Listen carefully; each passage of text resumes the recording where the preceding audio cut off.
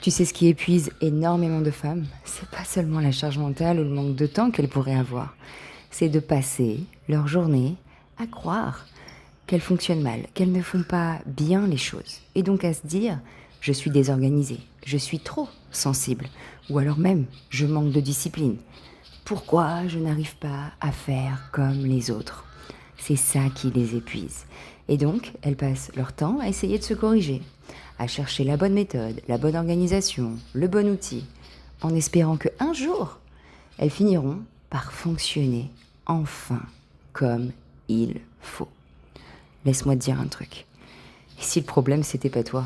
Et si ce qui t'épuisait, c'était pas ta manière de faire les choses, mais plutôt la manière dont tu juges cette façon de faire? Aujourd'hui, j'ai vraiment envie de te parler de ce sujet-là parce que je me rends compte que nous sommes nombreuses à prendre nos fonctionnements naturels pour des défauts, alors qu'ils sont simplement, parfois, une autre manière de faire. Je vais te prendre un exemple très concret. J'ai une amie à la fois qui m'a dit: Coralie, moi je suis trop désorganisée dans mon travail, franchement ça va pas, ça me plaît pas. Ok, très bien. Est-ce que le problème c'est le comportement ou c'est la façon dont elle l'interprète? En fait c'est la manière dont elle l'interprète. Je lui dis: mais ok, mais t'es trop désorganisée selon toi, d'accord, mais est-ce que t'arrives à avancer? Oui, oui, très bien. J'arrive à avancer, bon, comme tout le monde, parfois j'ai des coups de mou, je procrastine de temps en temps, mais sinon, oui, j'arrive à avancer. Ok, alors il est où le problème? Elle me dit: c'est pas, je devrais avancer autrement. Et là, je vais te dire un truc juste hyper important. Quand j'ai regardé sa carte de design humain, donc qui vient décrire son fonctionnement naturel, d'accord, c'est marqué noir sur blanc dessus que ce n'est pas une personne qui est faite pour avancer step by step. Pour avancer de manière hyper rythmée, tu vois. C'est une personne qui est faite pour avancer de manière, je dirais, aléatoire, de manière désorganisée. Mais dans son bordel organisationnel, elle arrive à avancer, elle arrive à aller au bout de ses projets. Et c'est ça qui est hyper important de comprendre, c'est que nous sommes tous différents. Et donc peut-être que tu n'avances pas de la manière dont il faut, d'accord, ou que tu vois tout le monde faire, mais peut-être que toi, cette manière, elle te va. Je vais te prendre d'autres exemples. Peut-être que, en ce moment, toi, tu n'arrives pas à travailler, tu as du mal à te concentrer, tu as du mal à être, à créer des choses, tu vois, au travail. Et c'est peut-être qu'en fait, c'est pas toi le problème. C'est peut-être le lieu dans lequel tu essayes de travailler le problème. Admettons que tu travailles en coworking, avec plusieurs personnes dans le même bureau. Peut-être que c'est ça qui te dérange. Je te prends mon exemple très concret. Je suis incapable de travailler avec des personnes autour de moi. S'il faut être concentré vraiment, tu vois, sur mon ordinateur ou quoi, je n'arrive pas. Par contre, si je dois faire le même travail là, et que tu me mets dans un bureau seul, avec en plus la porte fermée, alors là, t'inquiète pas, là, je te le fais en 2 minutes le truc. Est-ce que le problème, c'est vraiment le comportement, qui est que je n'arrive pas à fonctionner en coworking? Non. Le problème, en fait, c'est la manière dont je l'interprète. Encore une fois, le lieu ne me convient pas, mais moi, là, je suis en train de me juger moi-même. Et je vais te prendre un exemple qui m'est arrivé ce week-end qui m'a fait éclater de rire. Et c'est même pour ça que j'ai eu envie de créer ce podcast-là. Je dis à mon fils de 8 ans, s'il te plaît, aide-moi à débarrasser la table, on va aller beaucoup plus vite, je fais la vaisselle, tu débarrasses. Donc il commence à débarrasser les assiettes, ok. Et là je le vois bien que ça le saoule. Et en fait je le vois réfléchir, il s'arrête devant la table. Et moi je me dis, mais qu'est-ce qu'il est en train de faire dans ma tête?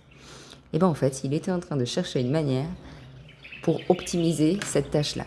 Et qu'est-ce qu'il a fait? C'était peut-être pas la bonne méthode, on est d'accord. Il a regroupé tout ce qui restait sur la table, donc le pot de cornichons, la mayonnaise, etc., dans le plateau en verre qui était là où j'avais mis en fait une salade dedans. Bon, il était à plat, donc il a pu mettre tous les trucs dedans. Et en fait, après, il m'a regardé, puis il me dit: Maman, c'est bon, j'ai fini. Et je lui dis: Ah bon? Mais je lui dis: Mais pourtant, il reste des choses sur la table. Et puis il me dit: Non, mais en fait, c'est juste trop lourd. Mais bon, j'allais pas porter, faire 100 000 allers-retours. Et là, en fait, j'ai rigolé, je vais t'expliquer pourquoi. Si tu connais un peu le design humain, on fait tous partie d'un type énergétique, d'accord? Et chaque type énergétique a des dons, des talents, des manières de fonctionner. Et donc mon fils, il est projecteur. Et un des dons des projecteurs, c'est d'être les rois de l'optimisation. C'est-à-dire que eux, ils voient directement où est le problème, qu'est-ce qu'on peut changer pour que ça fonctionne mieux, pour qu'on perde moins de temps, que ce soit dans une société, pour la maison, enfin bref, dans ce que tu veux. Et donc en fait, si moi j'étais pas consciente de tout ça, j'aurais très bien pu lui dire: franchement, t'es vraiment un flemmard, quoi. Et en fait, j'ai éclaté de rire parce que je me suis dit, bah Yank, incroyable. Le mec, il a cherché à optimiser le débarrassage de la table. C'est fou quand même. Alors, il avait pas assez de muscles pour tout porter parce qu'effectivement, c'était un peu lourd. Mais franchement, c'est bien joué. Moi, j'aurais pas pensé à ça. Moi, je les aurais fait, les 100 000 allers-retours. C'est pas très loin, quoi, tu vois. Et donc, encore une fois, mais là, c'est pas le comportement qu'il a eu le problème. Parce qu'au final, en fait, il a utilisé un de ses dons qui était d'optimiser ça. Alors oui, il pouvait pas porter. Mais en fait, c'est la manière dont les gens peuvent interpréter ça. Et ça, il y en a plein. Peut-être que, je sais pas, tu rentres du paddle ou de ton sport et qu'après, t'es complètement épuisé. Ben, c'est ok. C'est peut-être qu'en fait, t'as besoin de récupérer. T'es quelqu'un qui a une énergie qui est fluctuante. Donc au bout d'un moment, c'est comme un téléphone, quand il n'y a plus de batterie dedans, eh ben, il faut le recharger, ce téléphone. Et bien peut-être que toi aussi. Donc finalement, c'est pas peut-être que t'es flemmarde ou pas assez courageuse.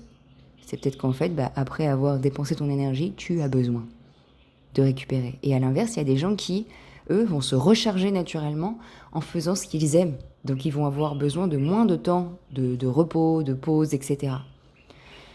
C'est vraiment de ça que j'avais envie de te parler, parce que sincèrement, je vois bien que c'est un poids qui pèse à beaucoup, beaucoup de personnes. Et en fait, on pense souvent qu'il faut qu'on devienne quelque chose d'autre. Alors qu'en fait, il n'y a pas besoin de ça.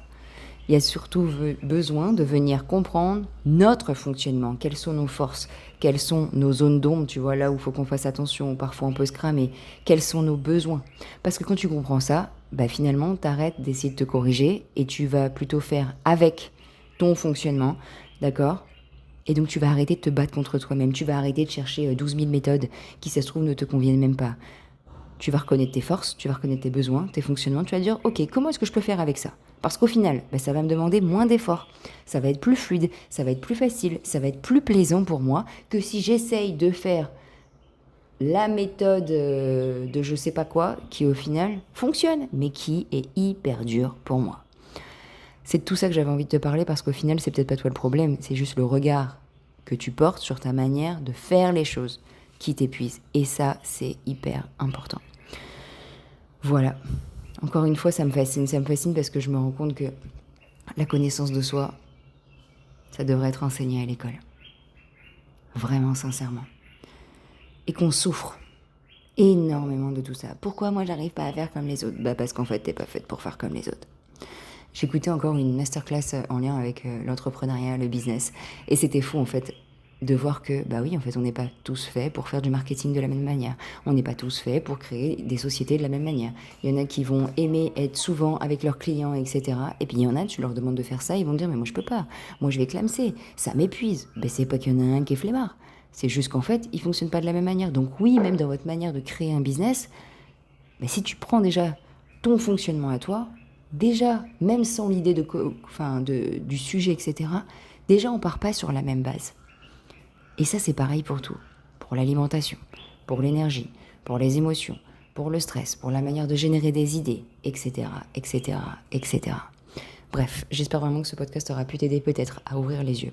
En fait, ce que j'ai vraiment envie de t'inviter à faire, c'est de te dire, ok, ici le problème, c'était peut-être pas la manière dont je le fais, mais peut-être la manière dont je l'interprète. Parce que peut-être que toi, tu te dis que c'est mal. Mais au final, c'est mal pour qui ? Si ça fonctionne pour toi comme ça, ben tant mieux. Continue. Maintenant, si ça fonctionne pas, là oui, bien sûr, il faut se poser des questions, tu peux venir te faire aider, etc.